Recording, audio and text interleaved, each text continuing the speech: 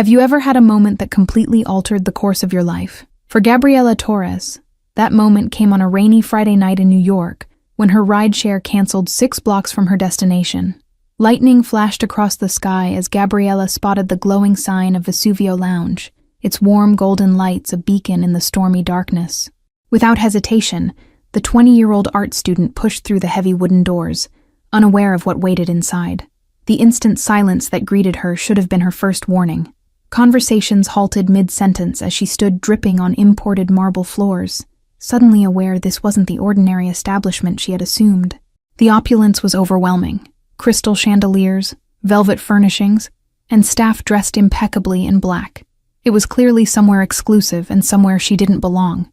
If you're enjoying this incredible true story so far, make sure to subscribe to our channel right now and let us know in the comments where you're watching from. This journey into New York's dangerous underworld is just beginning.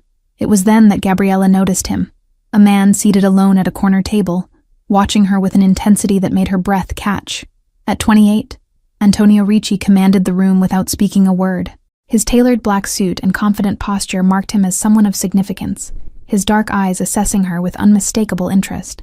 A nervous-looking manager approached him, whispering urgently. With a dismissive gesture that silenced the manager instantly, Antonio rose from his seat with the fluid grace of a predator. Gabriela's heart pounded as he approached, his movements unhurried yet purposeful. Standing before her, she noticed details that made her anxiety spike: the small scar above his right eyebrow, the expensive watch, and the subtle bulge of a concealed weapon. His presence radiated danger and power. "You are lost, Piccola," he said, his English perfect but flavored with an Italian accent that somehow made each word sound like both a caress and a threat. "The storm is dangerous tonight. You will stay." Before she could protest, Antonio turned to the staff and spoke a phrase that would change everything. "She's mine now. Prepare the private room." And the declaration hung in the air, leaving no room for objection. I really should go," Gabriela stammered, clutching her portfolio tighter. "I just needed to get out of the rain." But when she turned toward the door, Antonio's hand caught her elbow, gentle yet unyielding. Sophia showed Gabriela to an elegant room with a bathroom stocked with designer clothes in exactly her size, a detail that sent chills down her spine. How quickly had Antonio assessed her measurements with that single glance? As she changed into a simple but clearly expensive black dress, she considered making a run for the service exit she'd spotted. The sound of footsteps constantly passing by the door told her escape wasn't an option. When she emerged, Antonio was waiting, having exchanged his jacket for a cashmere sweater that made him look deceptively approachable. "Better, no?" he asked, dark eyes appraising her transformation. "Are you going to hurt me?" Gabriela asked directly, lifting her chin with a courage she didn't entirely feel. Something flashed in Antonio's eyes, surprise, perhaps respect, before his expression settled. "I don't hurt innocent people who stumble into situations they don't understand," he replied. "But I am curious why an art student is wandering alone near my club on the night my biggest rival was found dead." Gabriela's blood froze at his words, the implication stealing her breath. "I don't know anything about that. My ride canceled, and I was trying to get to my professor's gallery opening downtown." She showed him the invitation in her portfolio with trembling hands. "I'm nobody important, just a student who got caught in the rain at the wrong place and the wrong time. Please just let me go." Antonio studied the invitation carefully, then looked at her sketches with unexpected interest. "You have talent," he said, tracing a finger over a cityscape she'd drawn. "You see beauty in this city's darkness." A knock at the door interrupted them, and a server entered with a tray of food and wine. Once they were alone again, Antonio gestured to the small table. "Eat. The storm won't pass for hours." "My family has controlled this district for 3 generations, Antonio said as they ate. "Tonight, someone violated that protection, and then you appear, an American student wandering into my club unescorted. You think I'm involved?" Gabriela set down her fork, appetite vanishing. "That's insane. I'm an art student, not some kind of spy. Check my background if you want." Antonio made a brief call in rapid Italian. "Your professor confirms your story," he said finally, "but the coincidence remains troubling. Tonight is dangerous, and whether by fate or terrible luck, you've landed at the center of it." Gabriela spent the night in a luxurious guest room at Antonio's private residence above the club, her dreams haunted by the dangerous man who now controlled her fate. Morning light revealed a penthouse of tasteful opulence, with floor-to-ceiling windows overlooking the Manhattan skyline. Her phone buzzed with worried messages from her roommate and professor. With trembling fingers, Gabriella texted that she was safe but staying with a friend due to the storm, knowing any hint of her true situation could put them in danger. Antonio entered without knocking, dressed impeccably in a fresh suit despite the early hour. "Your life has become complicated, Piccola," he said, setting a cup of espresso before her. "The Bianchi family believes you are important to me. That makes you valuable and vulnerable." Gabriella's art school life suddenly seemed impossibly distant. Just yesterday, her biggest concern had been her upcoming gallery showcase. Now she was caught between warring crime families. "I can't just disappear from my life," she protested. "I have classes, deadlines, a future I've worked for." "Your future changed the moment you walked through my door," Antonio replied, his tone matter-of-fact rather than threatening. "My enemies saw you. They know my claim. They will assume you know my secrets." He unfolded a newspaper showing a murdered man on the front page, the rival Antonio had mentioned. "Paolo Bianchi was executed in my territory last night, making it appear I ordered the hit. Someone wants war, and they're using both of us as pawns." Antonio's phone rang, and his expression hardened as he answered in Italian. The brief conversation ended with him throwing the phone across the room. "They've been watching your apartment. Your roommate was just taken." Gabriella felt the room spin around her. "Jessica? They took Jessica, but she knows nothing." Tears threatened to spill as the consequences of her accidental involvement became horrifyingly real. "This is because of me, because I walked into your club." Antonio knelt before her, taking her hands in his. "Listen carefully. I will get your friend back safely. The Ricci family protects its own. And last night, I claimed you as mine. That protection extends to those you care about." For the first time, Gabriella saw something beyond the cold Mafia boss. A man with principles, albeit twisted ones. "Why would you help her? You don't even know me." Her voice wavered with confusion and desperate hope. "Because honor still means something in my world," Antonio replied, his green eyes intense. "And because I recognize something in you that I haven't seen in a very long time. Something pure that I don't want destroyed by my reality." This wasn't just about an innocent bystander anymore. As Antonio made calls mobilizing his people to find Jessica, Gabriella realized she was being pulled deeper into his world. And more troublingly, she wasn't entirely sure she wanted to escape it. Antonio's network moved with frightening efficiency, locating Jessica within hours. "They're holding her in a warehouse by the river," he explained, strapping on a shoulder holster. "It's a message to me, not a serious kidnapping. They expect negotiation." "Let me come with you," Gabriella insisted, surprising both of them with her determination. "Jessica will be terrified. She needs a familiar face." She saw his immediate rejection forming and added, "I'm already involved. Keeping me in a gilded cage won't change that." Antonio studied her face, weighing her courage against the danger. "You'll do exactly as I say, without question or hesitation. One wrong move could get us all killed." His tone left no room for negotiation. The warehouse was eerily quiet as they approached with 6 of Antonio's men. Gabriella had been dressed in a bulletproof vest that felt impossibly heavy against her chest. "Stay behind me," Antonio whispered, his hand warm against the small of her back. Inside, Jessica sat blindfolded on a chair, guarded by 2 men with automatic weapons. When Gabriella saw her friend's tear-streaked face, she nearly broke from Antonio's protection, before his grip tightened in warning.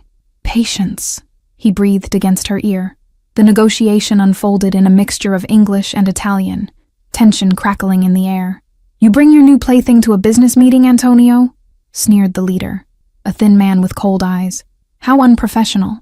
Your father would be disappointed." "My father taught me to rectify my mistakes," Antonio replied evenly. "The girl and her friend are innocent. This is between our families." Gabriella noticed how his accent thickened under stress, vowels elongating with suppressed rage. What happened next unfolded with terrifying speed. A nod from Antonio sent his men surging forward, while he pulled Gabriella to the floor behind a concrete pillar. Gunshots echoed through the warehouse as Jessica screamed through her gag. When silence fell, Antonio's men stood victorious. As Gabriella rushed to untie Jessica, she caught her friend's horrified expression. "What have you gotten involved with, Gabby?" Jessica whispered, staring at the blood spattering Gabriella's borrowed clothes. Back at Antonio's penthouse, Jessica had been safely escorted to her parents' home upstate with a cover story about food poisoning. Gabriella sat wrapped in a blanket, the adrenaline crash leaving her shaking. I can never go back to my normal life, can I? No, Antonio admitted, pouring them both a generous measure of whiskey. But I can offer you protection, resources, a new identity if necessary. In return, I need your loyalty and your silence. His eyes held hers steadily. This is my offer, Gabriella. Take it or leave it.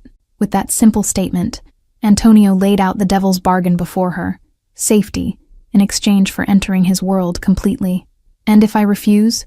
She asked, already knowing the answer from the shadows in his eyes. 3 weeks passed in a strange new reality where Gabriella attended classes with Antonio's men, watching from discreet distances. Her apartment had been declared unsafe, so she remained in a guest room at his penthouse, their lives entwining in unexpected ways. She learned that Antonio had inherited the family business at 23 when his father was murdered by rivals. Behind his dangerous exterior was a man who read poetry in the original Italian, who could discuss art history with genuine knowledge, who played piano in the early morning when he couldn't sleep. Your thesis project, he said one evening, examining her portfolio again. Why abandon buildings? Why capture decay instead of beauty? His question wasn't judgmental, but genuinely curious, as he traced the charcoal lines of her urban sketches. Gabriella found herself opening up to him in ways she never had with anyone else. I see beauty in broken things, she explained, moving closer to show him the details. These buildings were once someone's dream. Their abandonment tells a story about lost hopes and failed promises. Antonio looked at her with new understanding. You see the world as it truly is, beautiful and tragic simultaneously. His hand brushed hers deliberately. That's rare, Gabriella. Most people choose to see only one or the other. The attraction between them had been building with each passing day, undeniable but unacknowledged. When his fingers intertwined with hers over the sketches, Gabriella felt electricity race up her arm. This is a terrible idea, she whispered, not pulling away. The worst, Antonio agreed, his voice low and rough as he closed the distance between them. His lips found hers with surprising gentleness, the kiss a question rather than a demand. When she responded, something broke loose inside both of them. Morning found them tangled in his sheets, the city awakening beyond the windows. Gabriella traced the scars on his torso, evidence of the violent life he led. Tell me who you really are, Antonio. Not the Mafia boss, not the businessman. The real you. He was quiet for so long she thought he wouldn't answer. I am a man torn between worlds, he finally said, his fingers playing with her hair. Born into a legacy of violence but dreaming of legitimacy. Every choice I make is constrained by history and expectation. A phone call shattered their moment of intimacy. Antonio's expression darkened as he listened, his body tensing beside her. I have to go, he said after hanging up, already reaching for his clothes. Stay here. Do not leave for any reason. What's happening? Gabriella asked, sudden fear gripping her as she recalled the warehouse confrontation. Antonio's world of violence was never far away, regardless of their growing connection. Is it the Bianchis again? Antonio's eyes met hers, and for the first time, she saw genuine fear in them. My uncle has returned from Sicily. He disapproves of my recent decisions, including you. He believes I've become weak, distracted, and in our world, Gabriella, perceived weakness is a death sentence. Uncle Salvatore Ricci was everything Antonio wasn't. Old school, brutal, unyielding in his belief that family business should remain untainted by sentiment. His arrival from Sicily cast a shadow over Antonio's modernization efforts, and especially his relationship with Gabriella. He wants to meet you, Antonio explained, as his tailor fitted Gabriella for an appropriate dress. This isn't optional. Salvatore needs to see you're not a weakness. His voice remained calm, but the tension in his shoulders betrayed his concern. As Gabriella studied her reflection in the mirror, she couldn't help but think how far she'd come from the rain-soaked art student who stumbled into Vesuvio Lounge. The emerald dress, selected to match Antonio's family colors, transformed her into someone who could plausibly belong in this dangerous world. Antonio intercepted her troubled gaze in the mirror, his fingers gently brushing her shoulders. Remember who you are beneath these clothes, he murmured. Your authenticity is what drew me to you. Don't let my family strip that away. The car ride to Westchester was filled with impromptu lessons on Ricci family history, which uncles controlled which territories, which cousins held grudges, which aunts wielded quiet influence behind patriarchal facades. Gabriella absorbed every detail, knowing her life might depend on understanding these complex dynamics. "There's a formal way to greet him," Antonio instructed, as the estate came into view through iron gates. "Kiss both cheeks, right first, then address him as Don Salvatore until he tells you otherwise. And never, under any circumstances, mention the FBI investigation of 1998. The Ricci family estate in Westchester County sprawled across 30 acres of manicured grounds, surrounded by an electrified fence. Guards with military precision patrolled the perimeter, while luxury cars lined the circular driveway. It was a kingdom built on blood money.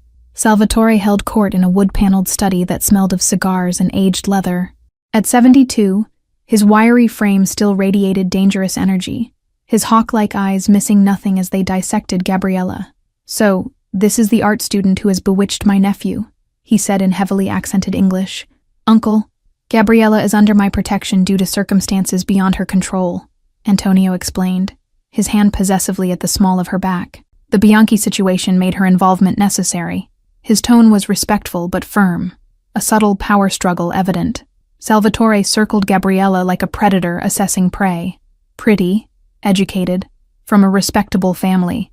"I understand the attraction," he conceded with a dismissive wave. "But she knows too much now. What's your solution to this problem?" Before Antonio could respond, Gabriella surprised everyone by addressing the old man directly. "Mr. Ricci, I didn't choose this situation, but I've proven I can be trusted. I haven't spoken to anyone about what I've seen or heard."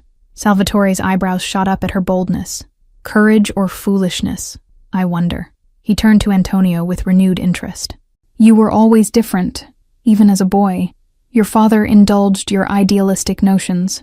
I did not agree then, and I do not agree now." The dinner that followed was an elegant affair marred by undercurrents of tension. Other family members watched Gabriella with curiosity or outright hostility, especially Antonio's cousin Marco, whose ambition to lead the family was an open secret. Every word felt like navigating a minefield. Later that night, driving back to Manhattan, Antonio's knuckles were white on the steering wheel. "You impressed him," he said finally. "Salvatore respects strength, and you didn't flinch. That's unusual in our world." Gabriella stared out at the passing darkness. "He's going to make you choose between me and the family, isn't he?" Her voice was steady, despite the fear constricting her chest. "I saw how they all looked at you, like you're changing into someone they don't recognize." "My uncle believes love is weakness," Antonio admitted, reaching for her hand. "But I've watched how love for your art, your friend, your principles drives you. That's not weakness, Gabriella. It's the purest form of strength." The warning came 3 days later. Photos of Gabriella entering her classroom, buying coffee, visiting her professor's office. The message was clear. She was being watched by someone other than Antonio's men. That night, her art studio at school was vandalized, her thesis project destroyed. "This stops now," Antonio declared, surveying the ruins of Gabriella's artwork, his expression darkening with each slashed canvas he examined. "They're targeting what matters to you to get to me. This is Bianchi's signature, destruction rather than direct confrontation." Gabriella knelt amid the wreckage, carefully gathering torn sketches. 6 months of work," she whispered, holding the pieces of a charcoal cityscape. "My professor says I can get an extension, but the showcase is in 3 weeks." Antonio crouched beside her, gently taking the torn paper from her trembling hands.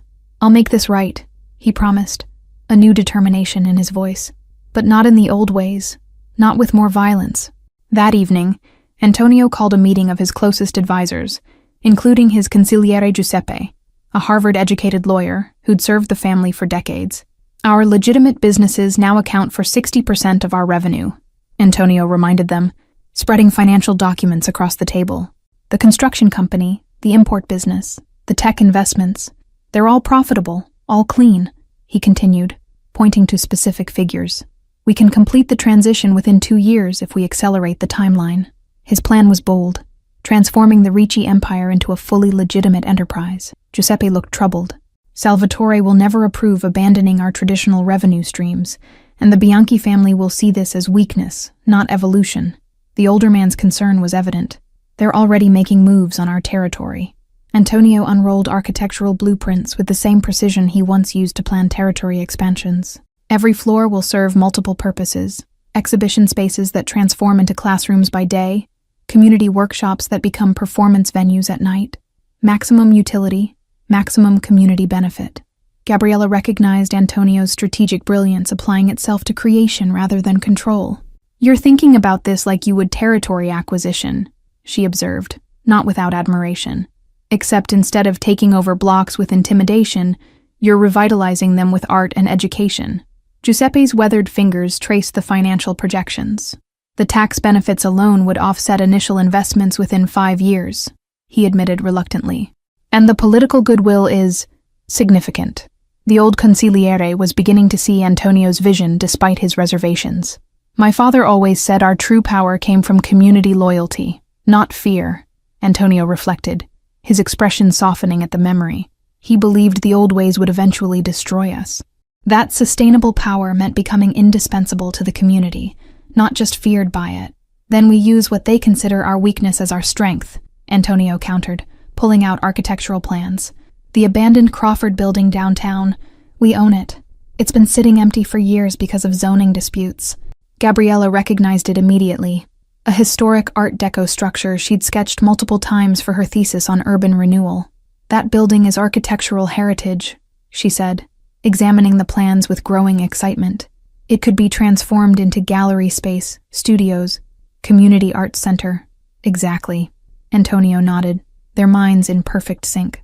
"We use our political connections for rezoning, our construction company for restoration, our legitimate funds for development.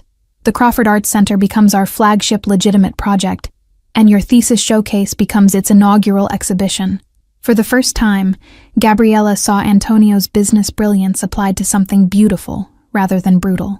This would transform that entire neighborhood, she realized, already visualizing the possibilities.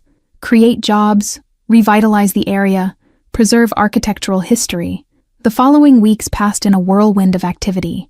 Antonio leveraged political connections to fast-track permits while Gabriella worked with renowned architects to preserve the building's character.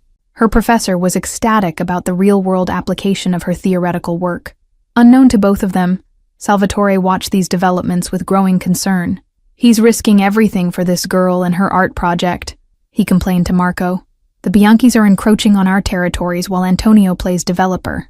Marco saw his opportunity. "The men are confused by his new direction.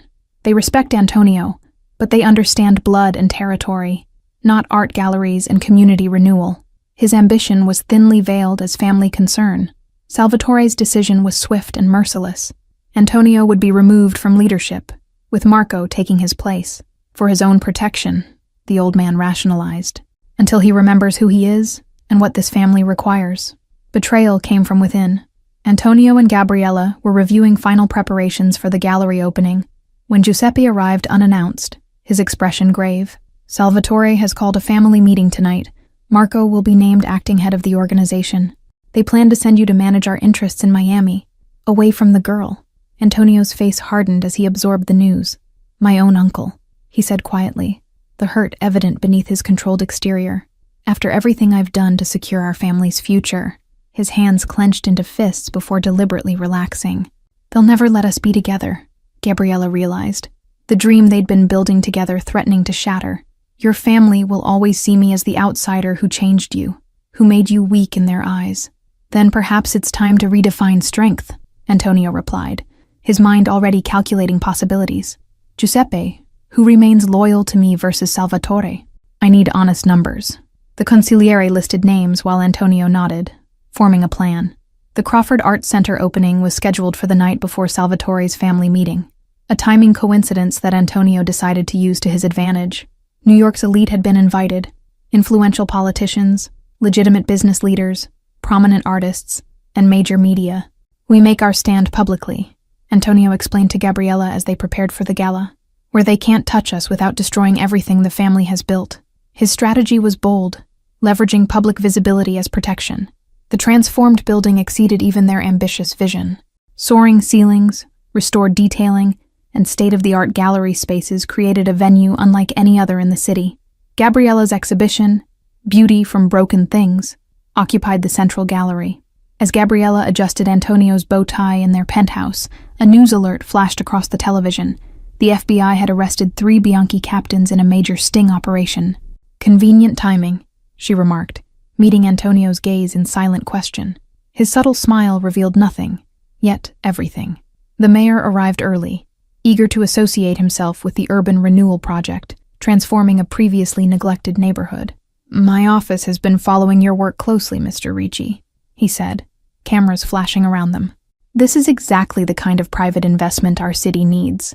Journalists circled Gabriella like sharks, fascinated by the unknown artist suddenly at the center of New York's most exclusive social event.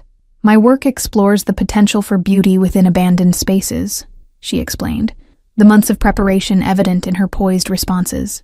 "Everything broken contains the possibility of rebirth." Antonio watched her with undisguised pride, seeing not just the woman he loved, but a powerful ally who brought legitimacy to his vision. When his phone vibrated with a message from Giuseppe, Salvatore bringing reinforcements, his confidence didn't waver. Their love had survived bullets and betrayal. It could weather one more storm. As guests arrived in evening wear and limousines, news cameras captured every moment of the star-studded event.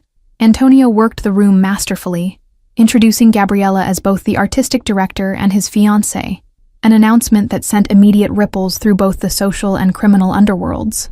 Salvatore and Marco arrived uninvited midway through the evening, their expressions thunderous as they witnessed Antonio's public declaration of a future they hadn't sanctioned. The old man pulled his nephew aside, hissing threats that died in his throat as he realized how many witnesses surrounded them. "This is the future of our family," Antonio stated calmly, gesturing to the gathered elite, the legitimate business connections, the positive media attention. "Not territory wars and old vendettas. I'm offering our people prosperity without prison sentences, respectability without blood."